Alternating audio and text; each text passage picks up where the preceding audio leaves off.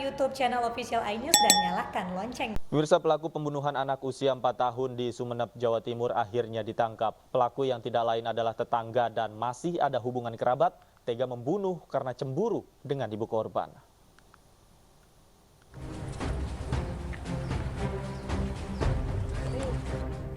SL, warga desa Tambak Agung Ares, Kecamatan Ambuten, Sumeneb, Madura, Jawa Timur ini ditangkap di rumahnya Rabu lalu. Tersangka ditangkap lantaran membunuh Selvi, balita berusia 4 tahun yang tidak lain adalah kerabat dekatnya. Kepada polisi, tersangka mengaku dendam dengan ibu korban yang dia curigai ada hubungan asmara dengan suaminya. Menurut polisi, sebelum dibunuh, korban diajak main ke rumah tersangka sebelum akhirnya dimasukkan ke dalam karung dan dibuang ke dalam sumur.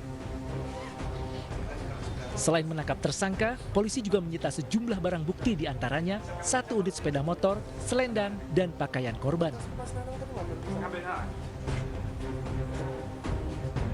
Sebelumnya korban ditemukan tewas dalam sebuah sumur setelah dikabarkan hilang misterius selama 4 hari. Warga menemukan jenazah korban dalam keadaan terbungkus karung serta leher dan mata terlilit selendang. Saat pertama kali jenazah ditemukan, sejumlah warga histeris. Jenazah korban kemudian dibawa ke Rumah Sakit Umum Daerah Sumeneb untuk diotopsi sebelum dibawa ke rumah duka. Dari Sumeneb, Madura, Jawa Timur, Abdul Rahim, iNews melaporkan. Dan untuk informasi selengkapnya kita sudah terhubung melalui sambungan telepon dengan Kapolres Sumeneb AKBP Darman. Selamat sore Pak Kapolres.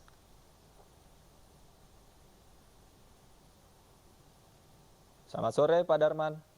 Selamat sore Mas. Baik, Pak Darman, bisa dijelaskan Pak kronologis dari penemuan jasad korban ini seperti apa Pak? Baik, Mas Davi, saya jelaskan penemuan jenazah yang diduga korban pembunuhan atas nama SI ini ditemukan pada tanggal 21 April. Namun 3 hari sebelum tanggal 21 April itu sudah ada laporan ke Polsek tentang ada anak yang hilang. Kemudian selama kurang lebih 4-5 hari kita melakukan penyelidikan semenjak diterimanya laporan penemuan mayat atas nama SI yang umur 4 tahun ini. Kita secara intensif telah memeriksa 10 saksi. Kemudian kita olah TKP selama 3 kali olah TKP.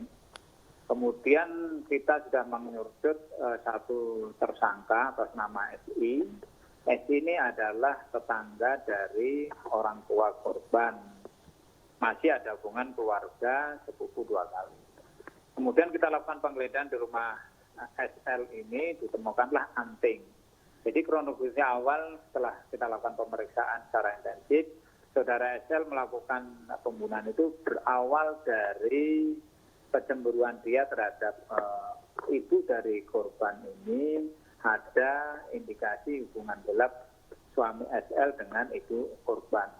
Kemudian pada saat melihat saudara SI almarhum SI ini yang umur 4 tahun ini di rumah Ibu Karimah sedang cuci tangan, cuci kaki, kemudian didekatilah karena dia sudah dendam ingin mengambil barang-barang yang dipakai almarhum.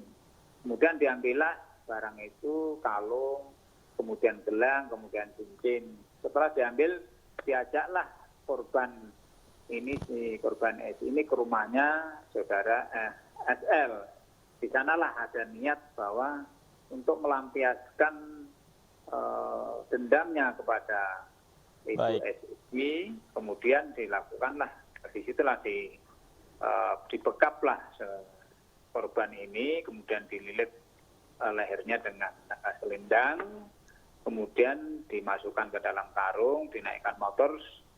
Sejauh 10 km dari TKP ditemukan sebuah sumur di pinggir pantai, dimasukkanlah di sana. Demikian Mas David. Baik, Pak Darman, tadi Anda katakan bahwa pelaku ini sempat mengambil barang-barang seperti cincin begitu. Pada saat dia melakukan itu, apakah ada perlawanan dari korban? Tidak ada Mas, ini kan anak umur 4 tahun ya, karena dia sudah kenal juga.